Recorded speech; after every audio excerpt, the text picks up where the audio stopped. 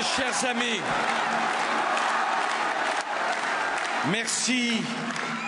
merci pour votre engagement. Vous êtes le peuple de France qui veut rester debout. Vous êtes le peuple de France qui ne veut pas baisser les bras. Vous êtes le peuple de France qui ne veut pas qu'on lui impose des idées qui ne sont pas les siennes. Ici, cher Hubert, ici à Toulon, on est patriote. À Toulon, on aime son pays, on aime la France, on aime la République. Alors ici, à Toulon, où tant de fois se joua le destin de la France, j'ai voulu tenir ma dernière grande réunion publique avant que les Français fassent leur choix. Parce que je sais qu'ici, à Toulon, dans ce département du Var, lorsque l'on parle d'honneur, de fidélité et de courage, on est compris ici, à Toulon et dans le Var. Parce qu'ici, dans cette région Provence-Alpes-Côte d'Azur, je sais que lorsque l'on évoque les mots travail, mérite, autorité, devoir, responsabilité, on est entendu du peuple de France dans cette région et dans cette ville. Ici, je connais la sincérité, la générosité, les qualités de cœur des habitants de cette région que j'aime tant et où je suis venu tant de fois dans ma vie. Je me souviens de toutes nos rencontres. Je me souviens de la campagne de 2007. J'étais venu vous parler ici même de la Méditerranée. Dans cette même salle, je m'en souviens comme si c'était d'hier, j'avais lu quelques vers de Victor Hugo. Et vous m'aviez écouté en silence parce que dans notre vieux pays de France, les écrivains et les poètes sont sacrés, parce que c'est dans la langue française que s'exprime le mieux le génie de la France. Voilà Toulon. Voilà le Var. Mes chers amis, cher Christian, il n'y a pas un autre pays au monde où l'on puisse réciter des poèmes au beau milieu d'une campagne présidentielle. C'est cela, la France, la langue française, la culture française, les écrivains français. Mais je me souviens de ce jour de l'automne 2008 où je suis venu à Toulon m'adresser aux Français au moment le plus dramatique de la crise financière. Ce moment où tout pouvait basculer. Ici à Toulon, j'ai dit aux Français que pas un euro de leur épargne ne serait perdu, parce que je ne laisserai pas une banque faire faillite. Je me suis engagé, dès 2008, à protéger les Français de la crise. Cet engagement a été tenu. J'ai dit aux Français que je leur devais la vérité. La vérité sur la crise, sur son ampleur, sur sa gravité, sur ses conséquences. Je ne leur ai rien caché des difficultés qui nous attendaient. La crise a rendu la vie plus dure pour beaucoup de nos compatriotes. La crise a détruit des emplois. La crise a abîmé des vies. La crise a créé des souffrances. Mais grâce à l'effort de tous, la France a résisté. La France n'a pas été emportée, comme tant d'autres pays, comme fétue de paille par la crise. Nous avons tenu. Nous avons pris les mesures qui s'imposaient face à l'urgence. Nous avons fait avec les parlementaires qui sont ici des réformes qui nous ont évité de connaître l'humiliation que connaît aujourd'hui la Grèce, les souffrances qu'ont connues l'Italie, le Portugal, et aujourd'hui les affres que connaît l'Espagne. Je n'ai pas voulu de la baisse du pouvoir d'achat qu'ont subi tant d'autres pays. Je n'ai pas voulu de l'austérité qui tire tout le monde vers le bas. J'ai préféré la seule voie de l'effort et du travail. J'ai diminué les effectifs de la fonction publique pour ne pas avoir à baisser les salaires des fonctionnaires. Partout où ils n'ont pas eu le courage de faire ce choix, ils ont baissé les salaires des fonctionnaires.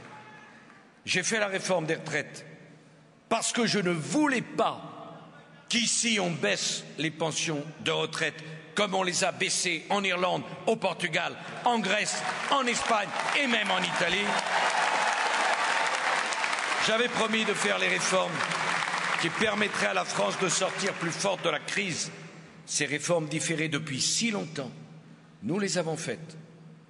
Nous avons fait le service minimum, la réforme des régimes spéciaux, l'autonomie des universités, la carte judiciaire chez Rachida Dati, la réforme hospitalière, la restructuration de notre défense.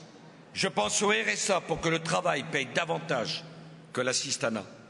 Nous avons encouragé le travail en permettant les heures supplémentaires pour 9 millions de salariés qui ont pu ainsi augmenter leur pouvoir d'achat. Nous avons préparé l'avenir avec le crédit impôt recherche, le grand emprunt. C'est un effort sans précédent parce qu'en même temps que nous réduisions nos dépenses de fonctionnement, il fallait préparer la croissance de demain. Nous avons soutenu nos entreprises. Ce sont des dizaines de milliers d'emplois qui ont été sauvés grâce au plan de relance qui a soutenu l'activité au moment où tout s'arrêtait et où tout pouvait basculer. Et ce plan de relance n'a pas compromis l'avenir parce que nous l'avons fait par l'investissement et non par la consommation comme nous le réclamait l'opposition qui a le culot de dénoncer maintenant l'augmentation de l'endettement. Alors qu'à l'époque, cette même opposition exigeait que l'on dépensât 2 fois plus et que l'on s'endettât 2 fois davantage. Pendant 5 années, ils se sont opposés à toutes les économies. Ils se sont opposés à toutes les réformes. Ils se sont opposés à tous les investissements et maintenant ils disent qu'ils sont pour la croissance. Ils sont en vérité pour la récession. Ils n'ont jamais rien fait de ce qu'ils ont annoncé. Voilà l'idée nouvelle. Embaucher 60 000 fonctionnaires. Augmenter les impôts dans des proportions démentielles. Pour payer quoi? La folie dépensière. Et pas simplement les impôts des riches, non, les impôts de tout le monde, les impôts des classes moyennes, les impôts des ouvriers, les impôts des salariés. Avec les socialistes, c'est l'argent qu'ils n'ont pas qu'ils dépensent. Et c'est les Français qui règlent l'addition. Il veut supprimer les heures supplémentaires, relever la TVA sur la restauration, alourdir les cotisations retraite sur les salaires et sur les entreprises. Ils veulent renchérir le coût du travail et ils osent dire qu'ils sont pour la croissance. Ce n'est pas un programme de croissance, c'est un programme de récession. C'est un programme qui étouffera la croissance. C'est un programme qui favorisera les délocalisations. C'est un programme qui creusera les déficits et qui ruinera la confiance des investisseurs. Comment voulez-vous que les investisseurs aient confiance?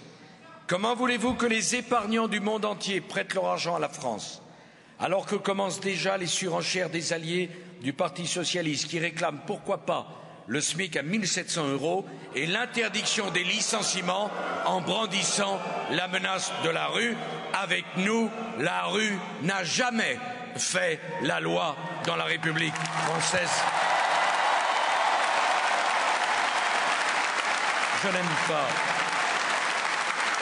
Je n'aime pas les marchés financiers. Je n'aime pas la spéculation. Mais quand on est endetté, il faut bien tenir compte de ce que pensent ceux qui nous prêtent de l'argent. Comment payerons-nous les fonctionnaires s'ils ne veulent pas nous prêter? Comment payerons-nous pour notre santé? Comment financerons-nous nos investissements? Regardez simplement ce que coûte aujourd'hui à l'Espagne la perte de confiance. C'est toujours pareil avec les socialistes, ils font des promesses à tout le monde. Les lendemains vont chanter, et puis quand ils ont fini de distribuer ce qu'ils n'ont pas, quand la faillite se profile, quand la confiance s'effondre, ils se rallient en catastrophe à l'austérité. Dans les années 80, il a fallu 2 ans pour que la situation devienne intenable.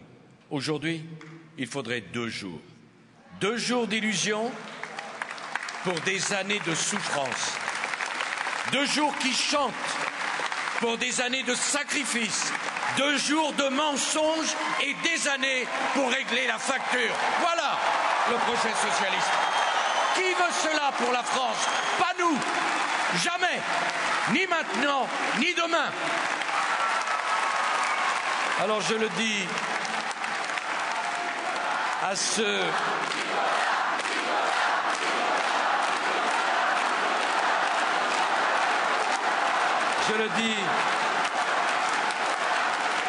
Je le dis à ceux qui n'ont pas compris la nature des crises que nous avons traversées depuis 4 ans. Depuis 4 ans, le monde est au bord d'un gouffre. La moindre erreur peut nous faire basculer. Ce n'est pas le moment de tenter des expériences folles. C'est le moment d'être responsable. C'est le moment d'être sérieux. Et c'est le moment de regarder la réalité en face. La France n'a pas le droit à l'erreur. Car la France ne s'en remettrait pas avant longtemps. Je me souviens de ma venue à Toulon l'année dernière en pleine crise de l'euro pour dire aux Français que je ne laisserai pas disparaître la monnaie de l'Europe parce que ça serait une catastrophe et que les plus fragiles en seraient les premières victimes. Cette catastrophe emporterait toute la construction européenne. Nous avons empêché l'éclatement de l'euro. La France a joué un rôle décisif. On a frôlé la catastrophe, mais l'Europe a résisté. L'Europe a tenu. L'Europe n'a pas été emportée.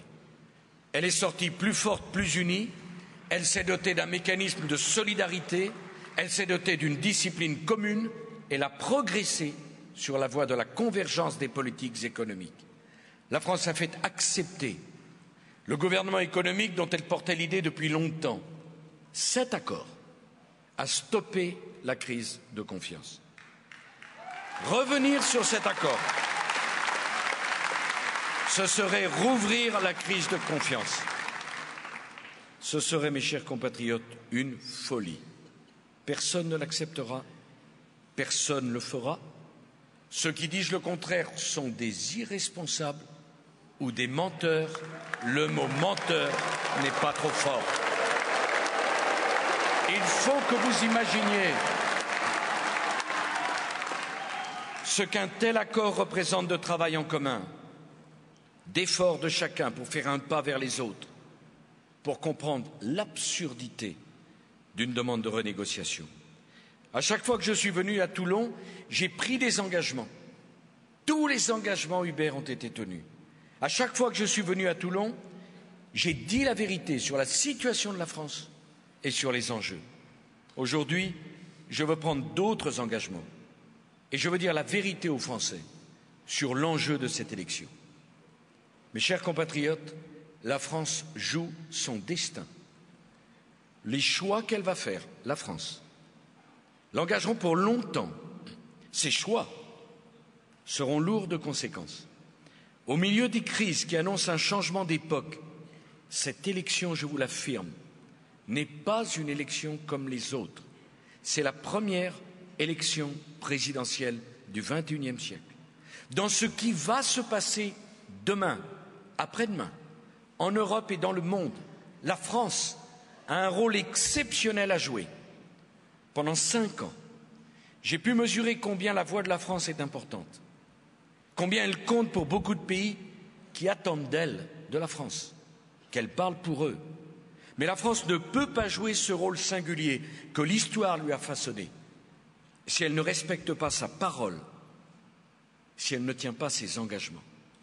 La France est une grande puissance qui compte en Europe et dans le monde, non pas tant à cause de sa puissance matérielle et militaire, mais du fait de la force spirituelle et de la force morale de la France.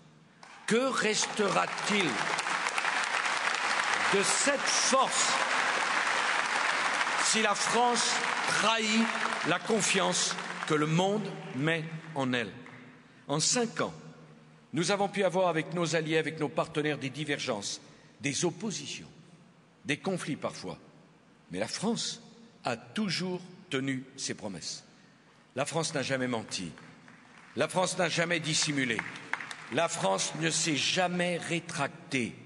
Chacun a su que la France n'était inféodée à personne, mais qu'on pouvait compter sur elle et sur sa parole.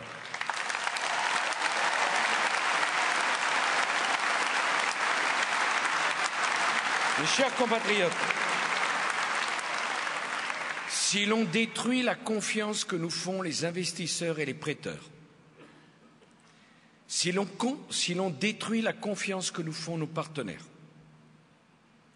si l'on détruit la confiance que nous font nos alliés, que resterait-il de la capacité d'influence d'une France qui se retrouverait affaiblie politiquement, économiquement et moralement? Je ne veux pas de ce destin pour notre pays.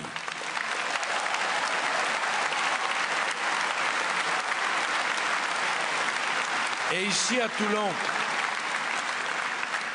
où on respecte tant l'armée française et les soldats français, je veux dire que j'ai engagé la France aux côtés de nos alliés américains et européens pour libérer l'Afghanistan du cancer du terrorisme.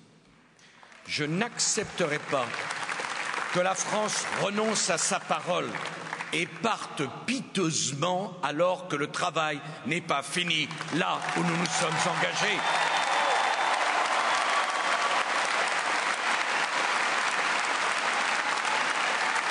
La France quittera l'Afghanistan avec ses partenaires en bon ordre quand elle aura fini le travail et qu'elle pourra rendre aux Afghans la responsabilité de la sécurité de ce pays. Partir avant, c'est un renoncement, c'est une lâcheté, c'est un manquement à la parole de la France et donc à l'honneur de la France. Voilà ce qu'ici, à Toulon, je voulais vous dire. La France, aux yeux du monde, c'est la liberté, c'est l'égalité, c'est la fraternité.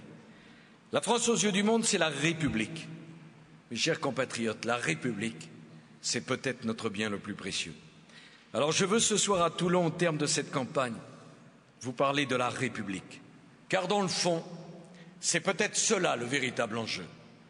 Que reste-t-il de la liberté si l'on n'a pas le droit de jouir des fruits de son travail? Que reste-t-il de la liberté si celui qui a travaillé toute sa vie ne peut pas transmettre son patrimoine à ses enfants parce qu'on lui demande d'y renoncer ou de s'en excuser? Ce n'est plus la liberté. Que reste-t-il de la liberté si l'on ne peut pas conserver son mode de vie? Que reste-t-il de la liberté si on vient vous imposer de l'extérieur un mode de vie et des valeurs dont on ne veut à aucun prix? Que reste-t-il de la liberté si on est à la merci de tous les dumpings?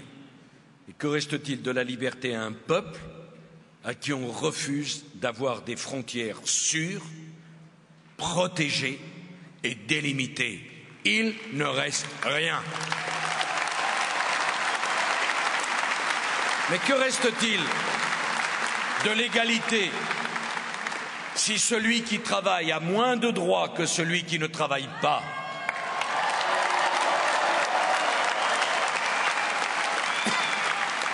Que reste-t-il de l'égalité si l'égalité entre l'homme et la femme n'est pas respectée parce qu'on tolère ici des idées d'un autre temps qui sont d'ailleurs?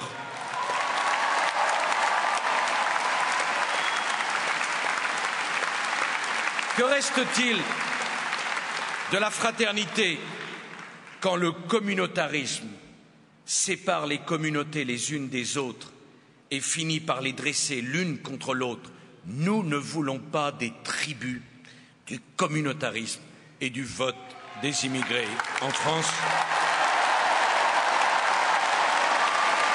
Que reste-t-il de la fraternité quand la fraude sociale mine la solidarité?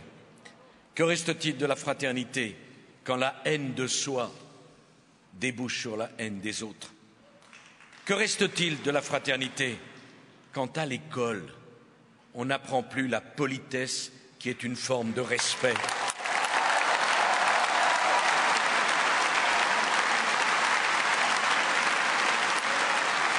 Que reste-t-il de la fraternité quand le lien familial, qui est le lien le plus fraternel, se distend sous les coups de boutoir portés contre la famille qui sont inacceptables pour l'institution à laquelle nous tenons le plus?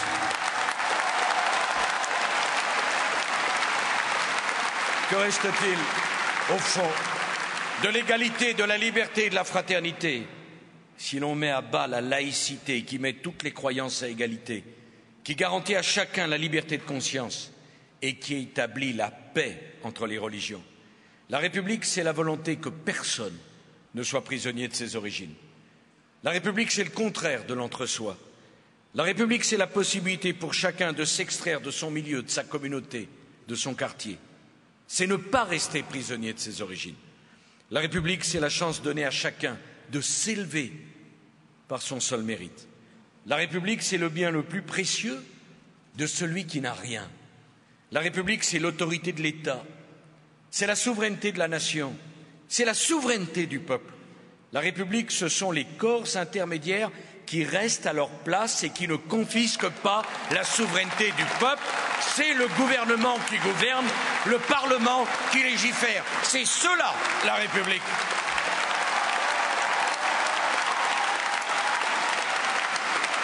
La République, au fond,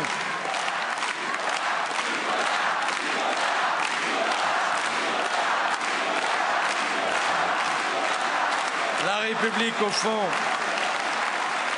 c'est le plus beau rêve de la France.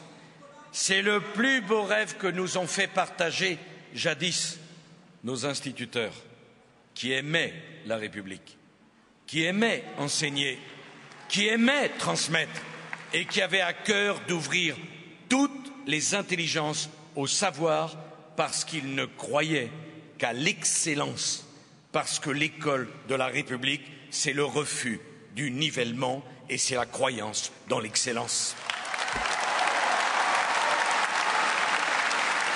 La République, ce n'est pas un système de laisser-aller.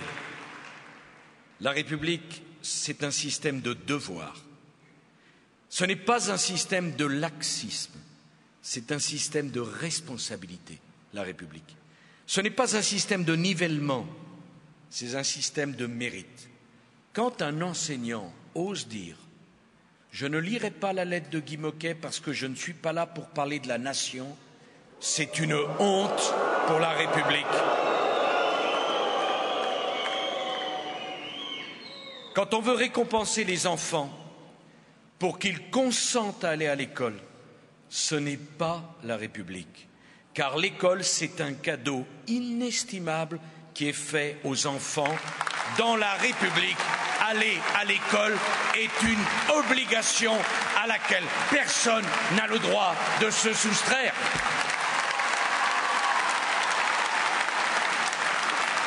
Quand on laisse entrer au collège des enfants qui ne savent ni lire, ni écrire, ni compter, ce n'est pas la République. Quand l'intégration et l'assimilation ne fonctionnent plus, ce n'est pas la République. Quand on ne parle que des droits, sans jamais parler des devoirs, ce n'est pas la République. Quand on veut donner le droit de vote aux immigrés qui n'ont pas la nationalité française, ce n'est pas la République. Quand on n'exécute pas les peines prononcées par un tribunal, ce n'est pas la République.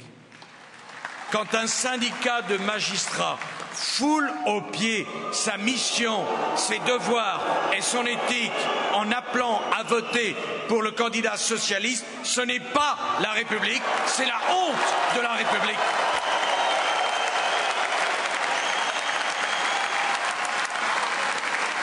Quand l'autorité de toutes les institutions est contestée, quand l'État est abaissé, quand les frontières sont effacées, ce n'est pas notre République, c'est le système socialiste. Quand il existe des ghettos urbains et des zones où le droit n'est pas respecté, ce n'est pas la République. Quand on refuse que le peuple tranche par référendum en cas de blocage de la part des corps intermédiaires, ce n'est pas la République. Quand on efface les frontières, quand on ne protège plus l'identité, quand on n'ose même plus prononcer le mot identité, quand on ne protège pas le travail, quand on ne maîtrise pas les flux migratoires, alors il n'y a plus de République.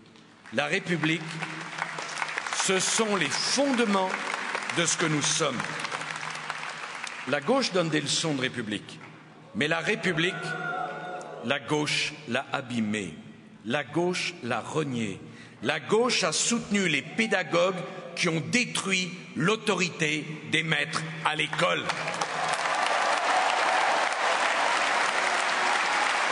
La gauche a abîmé la République avec sa démagogie à l'école, en faisant entrer tout le monde au collège et en distribuant des diplômes sans aucune valeur. Voilà le contraire de la République.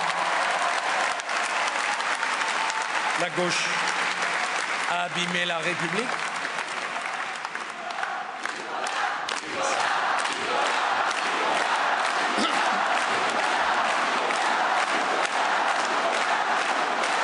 La gauche a abîmé la République avec son laxisme face au communautarisme, avec son laxisme face à la délinquance, avec son laxisme face à l'immigration légale, avec son refus de l'autorité, son refus de la responsabilité, avec la dévalorisation du travail, avec sa volonté d'effacer toutes les frontières, avec son obstination à faire croire que tout se vaut, avec son penchant pour le corporatisme et pour le clientélisme. C'est le contraire de l'idéal républicain. La gauche qui a abandonné les quartiers, qui a abandonné les usines, qui a abandonné les ouvriers, qui traduit toujours populaire par populisme. Cette gauche libertaire, cette gauche qui fait la morale aux autres, mais qui ne se l'applique jamais à elle-même ses leçons de morale. Cette gauche qui déteste l'argent, sauf quand c'est le sien. Cette gauche qui condamne la réussite, sauf quand c'est la sienne. Cette gauche qui ne passe rien aux autres, mais qui se permet tout.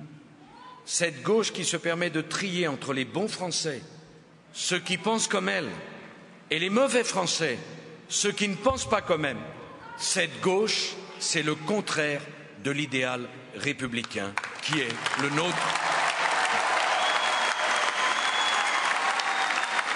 Albert Camus avait un instituteur à Alger qui s'appelait Monsieur Germain, un instituteur de jadis, qui portait en lui les valeurs de la République.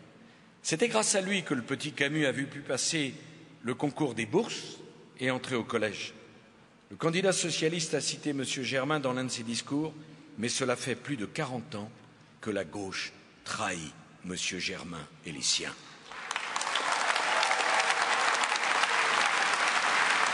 La gauche, au fond, n'aime plus la République.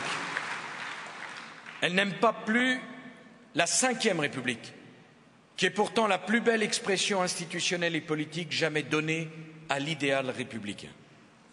Écoutez le candidat de la gauche. Il rêve d'un retour à la 4e République, d'un retour à la République de l'impuissance. L'idée qu'il se fait du rôle du président de la République, c'est celle d'un président qui ne prend plus aucune responsabilité, qui ne nomme plus personne, qui ne décide de rien et qui, à chaque fois qu'il y a un problème, réunit une commission. Le candidat de gauche veut bien présider, il ne veut pas gouverner, parce que gouverner, c'est trop difficile et c'est trop risqué.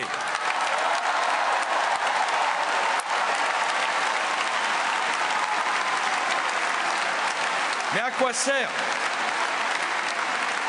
À quoi sert d'élire un président au suffrage universel, comme l'a voulu le général de Gaulle, si ce président ne gouverne pas, si ce président n'est pas responsable, si ce président ne s'engage pas, si ce président ne pense à rien, ne croit en rien et au final ne fait rien, ni rêve, ni proposition, ni décision. Voilà le projet.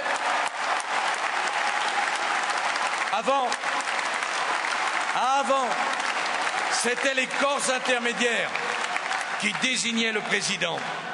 Avant le général de Gaulle, c'était les corps intermédiaires qui gouvernaient et le peuple n'avait pas son mot à dire. Cela nous a conduit 2 fois au naufrage. Face aux candidats de la gauche, je suis le candidat de tous les républicains qui ne veulent pas de l'impuissance et de l'immobilité pour la France. Face aux candidats du retour à la 4e République, elle lui va si bien. Je veux être le candidat qui maintiendra la 5e République parce que dans la crise, la solidité de nos institutions est un atout inestimable pour notre pays. Parce que dans l'épreuve, la France doit être forte. Elle ne peut pas être faible. La République, ce n'est pas un parti, ce n'est pas une catégorie. La République, c'est tous les Français. Notre République, non seulement il nous faut la préserver pour qu'elle ne se dissolve pas dans une mosaïque de communautés, de tribus et d'intérêts, il nous faut la refonder. Et je veux notamment vous parler de la place des femmes dans notre République. La République, elle doit corriger les injustices faites aux femmes, sinon ce n'est pas la République. La République,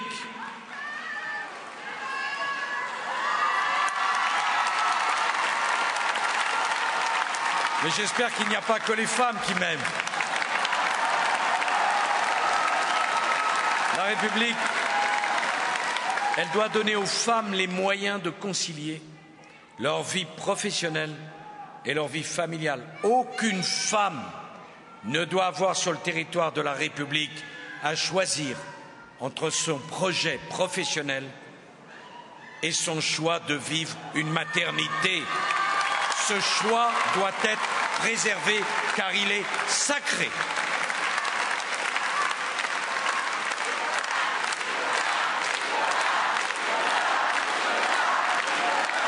Et je vous le dis pour toutes les femmes de France, je le dis aussi pour tous ceux qui ont des filles qui deviendront des femmes, aucune jamais ne doit être mise en situation de renoncer à son métier parce qu'elle veut avoir des enfants ou de renoncer à ses enfants parce qu'elle veut avoir un métier. Ce choix-là est trop cruel, trop injuste, trop inacceptable au XXIe siècle. La République doit protéger les femmes contre les violences, et notamment contre les violences conjugales, parce que le fait de connaître son bourreau ne rend pas l'injustice plus légère, elle la rend plus lourde, cette injustice-là. La République, elle doit garantir que les pensions alimentaires des femmes seules seront payées parce que c'est l'État qui organisera leur recouvrement et non pas la femme seule qui a déjà bien assez à faire, à élever et à faire vivre ses enfants. La République doit assurer l'égalité salariale entre les hommes et les femmes. Mais comment se fait-il qu'une idée aussi simple, nous ayons tant de mal dans un pays comme la France au XXIe siècle à la faire respecter? Ce n'est pas à notre gloire, ce n'est pas à notre honneur. Regardons la situation en face. Cette injustice est parmi les plus cruelles des injustices et les plus inacceptables.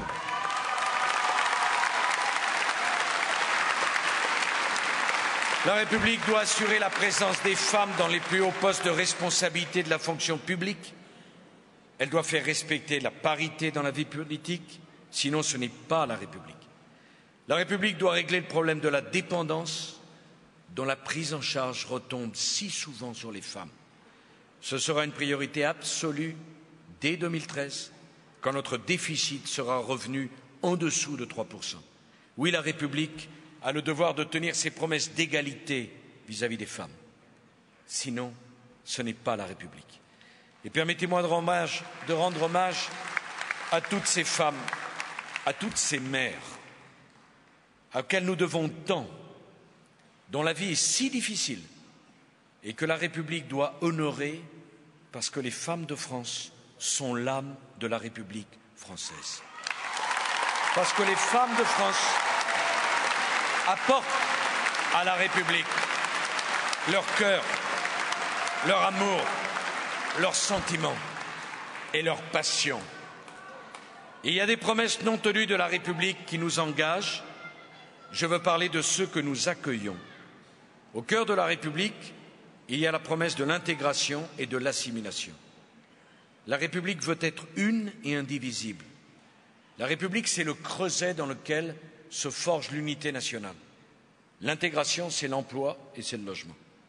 L'assimilation, c'est le partage d'une histoire, d'une langue, d'une culture, de valeurs, le partage au fond d'une civilisation, la nôtre.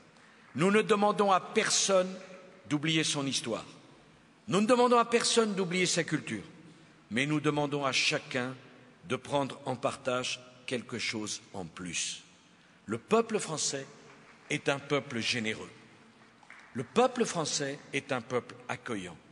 Mais il veut, le peuple français, que ceux qui l'accueillent sur son territoire aiment la France d'un amour sincère et se sentent, comme chaque citoyen de notre pays, des devoirs envers la France. Ceux que la France accueille, nous avons le devoir de les intégrer et de les assimiler.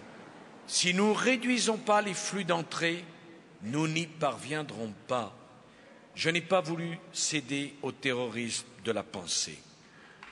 Quand on accueille chez soi plus de monde que l'on peut en accueillir, alors on les accueille mal et on ne les intègre plus. Voilà pourquoi je veux diviser par 2 les flux migratoires dans les 5 années qui viennent.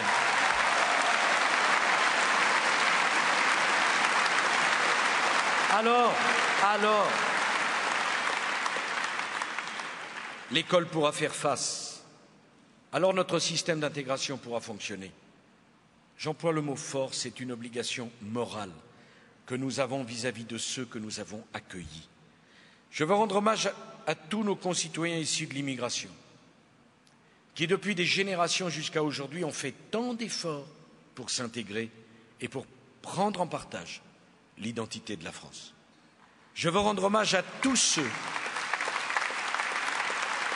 qui sont originaires d'un autre pays, d'un autre continent, et qui ont versé leur sang pour la France parce qu'ils regardaient la France comme leur seconde patrie et qui ont transmis à leurs enfants cet attachement à cette terre qui est désormais la leur pour toujours.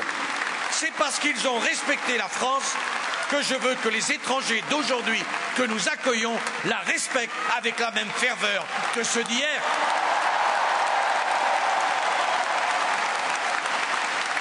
La République ne doit pas attiser la concurrence des mémoires, mais la République doit être attentive aux blessures du passé qui font encore souffrir ceux qui les portent en eux. Je pense aux harkis, à l'égard desquels la France a une dette parce qu'elle les a abandonnés alors qu'ils nous avaient choisis. Voilà ma vérité de la France.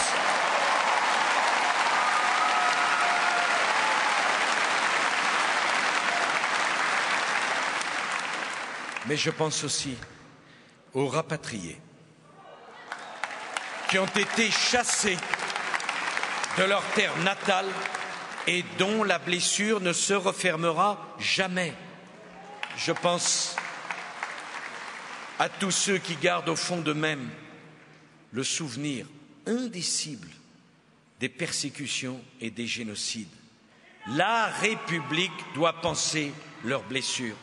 J'ai voulu la condamnation du génocide arménien et de la négation de ce génocide. La France a des principes. La France est du côté des victimes, pas des bourreaux. J'ai voulu dire à l'Algérie qu'il y a une histoire collective et que personne ne peut reprocher à ce grand peuple et à ce grand pays d'avoir voulu l'indépendance. Personne.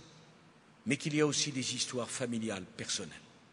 Et quand l'histoire collective vient briser l'histoire familiale, c'était le devoir de la République française d'aider davantage ceux qui étaient brisés dans leur famille par l'histoire collective. Voilà ce que je pense au fond de mon cœur.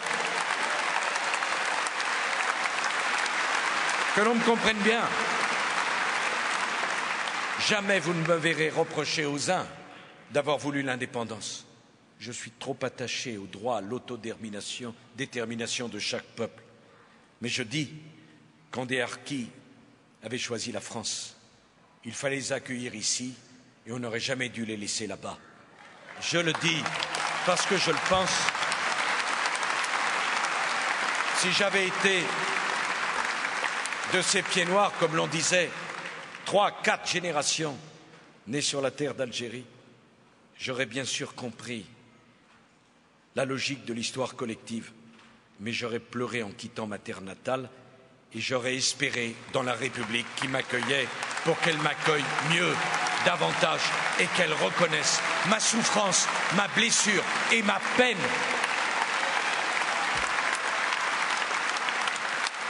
Et si j'avais dû laisser mes parents et mes grands-parents dans le cimetière chrétien ou dans le cimetière juif d'Alger, j'aurais laissé une partie de mon cœur là-bas.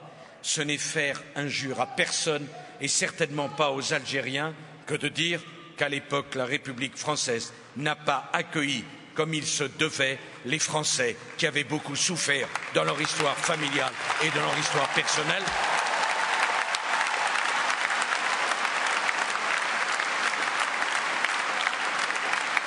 Et moi, je n'en ferai jamais, et je le dis ici, Christian, j'avais dit à Nice déjà ce que j'en pensais, jamais je n'en ferai le reproche à nos amis algériens, car le problème des Français, ce n'était pas le problème de l'Algérie, c'était le problème de la République française.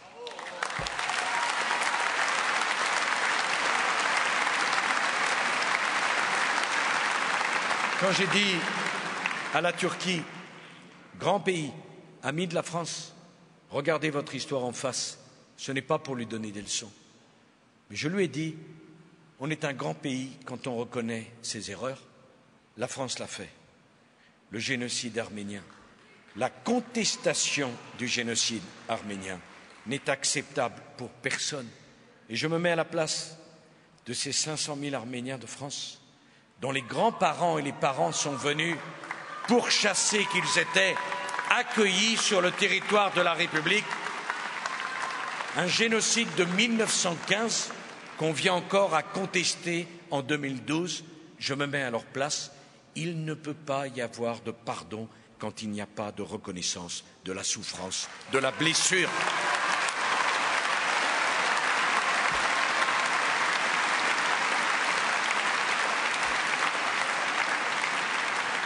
La République doit toujours penser les blessures et c'est pour ça qu'elle est la République.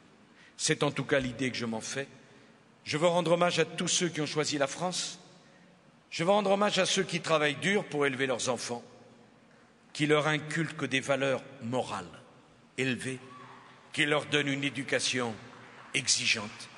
La République leur a fait une promesse d'égalité, de liberté, de fraternité. Elle doit la tenir, sinon ce n'est pas la République. C'est la porte grande ouverte au communautarisme. C'est l'idée que je me fais de la République. Je veux le dire à nos compatriotes musulmans qui s'efforcent de construire un islam de France, qu'ils veulent inscrire pleinement dans la République. Je veux leur dire, vous êtes les enfants de la République. Et la République vous respecte parce que vous ne voulez pas d'un islam en France, vous voulez d'un islam de France.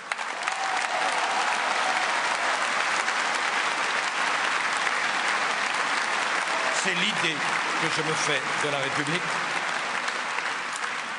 Quand il y a eu le drame de Toulouse et de Montauban, j'ai dit aux Français tout de suite, ne cédez pas à la colère, n'appelez pas à la vengeance et par-dessus tout refusez l'amalgame. En tant que président de la République, j'ai dit à la communauté nationale, pas un mot sur les musulmans de France qui sont victimes et qui ne sont pour rien dans l'attitude d'un monstre. C'est la République.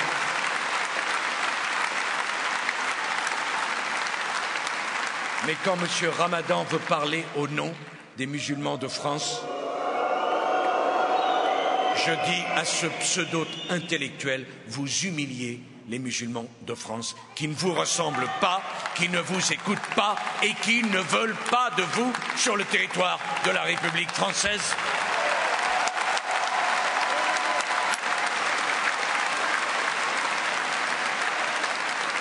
Voilà l'idée que je me fais de la République, une République qui donne sa chance à chacun, une République accueillante, une République ouverte, une République généreuse.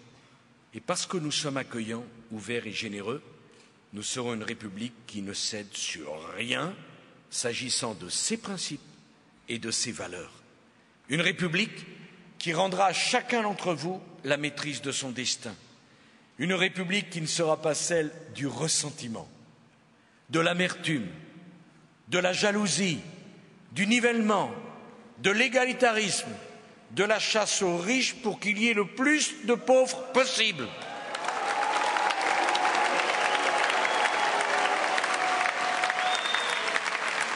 Moi, je veux une République française où le talent, la réussite seront valorisés. Je veux une République où l'on comprend que la France qui travaille, quand elle regarde son patrimoine, elle ne regarde pas ce patrimoine pour sa valeur en euros, mais pour le nombre d'années de souffrance, de labeur, de sueur qu'il représente. La France qui travaille n'est pas cupide. La France qui travaille est honnête. La France qui travaille, quand elle se retourne sur sa vie, elle regarde avec émotion ce patrimoine en se disant « Voilà ce que j'ai construit ». Et pourtant, bien des jours, j'en ai eu assez. Bien des jours, je n'ai pas voulu y aller, et j'y ai été. Parce que si je n'y allais pas, personne n'y aurait été à ma place. Voilà ce que pense la France qui travaille. La France qui travaille, quand elle regarde son commerce, sa maison, son appartement, sa voiture, ce qu'elle a, elle se dit « Je n'avais rien, j'ai construit ça à force d'efforts et personne ne me le prendra et personne ne me demandera de m'excuser d'avoir construit ce que j'ai construit. » La République, la France qui travaille, elle n'a pas peur de prononcer le mot patrimoine, parce que patrimoine, c'est le résultat du travail. Et travail, c'est le résultat du mérite. Et le mérite, c'est des dizaines d'années d'efforts, de sueur et de labeur. C'est la France qui travaille. La France qui travaille, elle est prête à partager, mais avec celui qui travaille, pas avec celui qui reste couché. La France qui travaille, elle est prête à partager, mais avec celui qui la respecte, pas avec celui qui la jalouse, avec celui qui l'aime, pas avec celui qui la déteste. Et la France qui travaille, ce patrimoine, elle ne veut pas le mettre au frigidaire, elle ne veut pas le conserver, mais elle regarde la jeunesse, elle regarde ses enfants, et elle se dit, ce patrimoine que j'ai eu tant de mal à créer, cette famille que j'ai eu tant de mal à bâtir, je veux pouvoir transmettre à mes enfants le fruit de cette vie de travail. J'ai payé des impôts toute ma vie et je veux transmettre ce patrimoine sans impôt sur les successions à mes enfants parce que je n'ai volé personne. J'ai travaillé toute ma vie. Cette France du travail, je la connais bien. Parce qu'elle me ressemble. Je lui ressemble. Cette France qui travaille, je la sens monter, je la sens vibrer, parce que cette France du travail, quand elle souffre, elle ne tend la main à personne parce qu'elle sait qu'elle ne peut compter que sur elle-même. Cette France du travail, quand elle met un genou à terre, elle ne proteste pas, elle ne casse pas, elle serre les dents et elle travaille encore davantage. Cette France qui travaille, quand elle souffre, elle ne se plaint pas parce qu'elle est fière et parce qu'elle est pudique. Cette France qui travaille, quand elle n'est pas d'accord, elle ne descend pas dans la rue, elle ne casse pas les abribus, elle ne saccage pas les équipements de sa ville, parce que c'est avec son argent, ses impôts et ses cotisations qu'on a construit tout cela. C'est la France qui travaille. Mais la France qui travaille, messieurs les observateurs, observez-la bien. Elle est souterraine, mais je la sens monter, parce que la France qui travaille, au moment des élections, elle se déplace en masse pour aller voter, faire son devoir, et elle ne se laissera pas faire, la France qui travaille.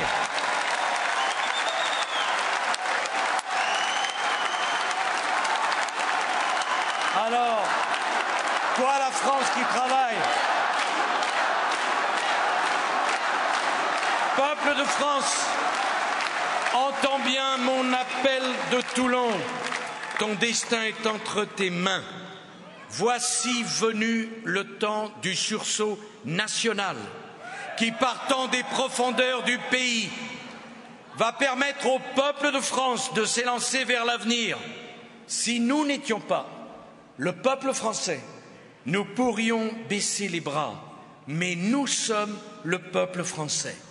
Et nous, le peuple français, nous avons rendez-vous avec l'histoire, nous avons rendez-vous avec l'avenir. Voilà ce que vous direz dans les urnes le 6 mai.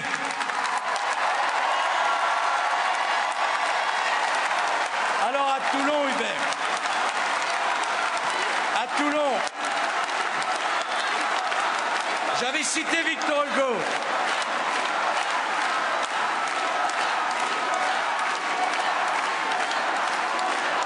J'avais cité Victor Hugo, mais permettez-moi de penser à un autre grand poète.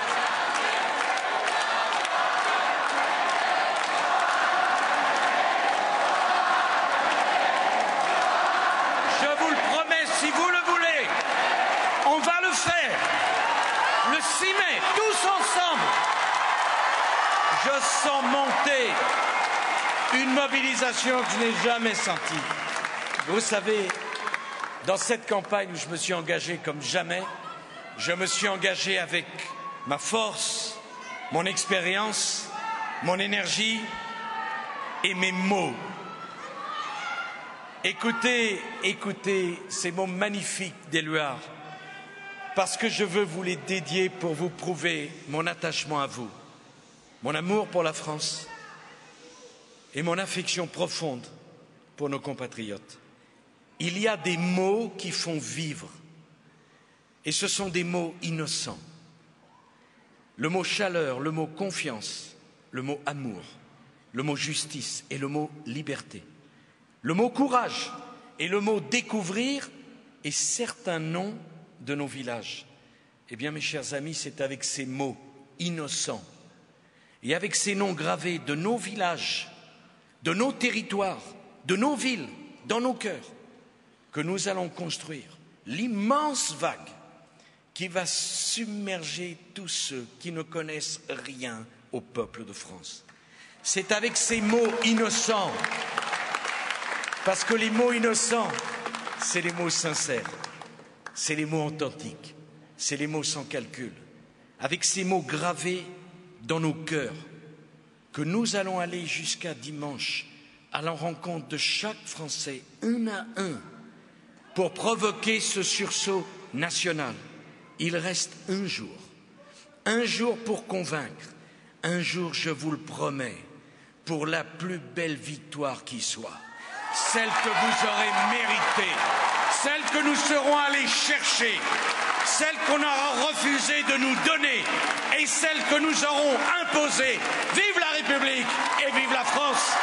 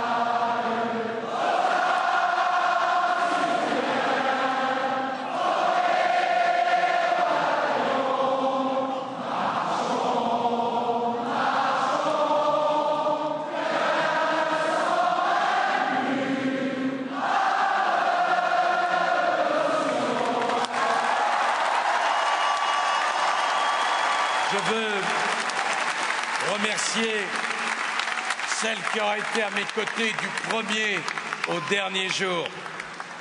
Bernadette, c'est une déclaration pour vous.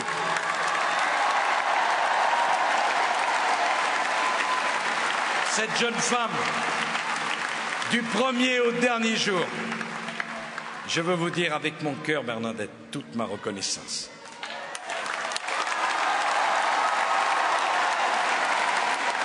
Je veux remercier Hubert Falco, Christian Estrosi, Renaud Muselier, Guy Tessier. Je veux remercier Rachida Dati, Éric Ciotti, Jean Leonetti, tous ceux qui sont ici, Christian Estrosi, mon ami, le maire Denis, tous ceux qui sont ici, Michel Tabarot.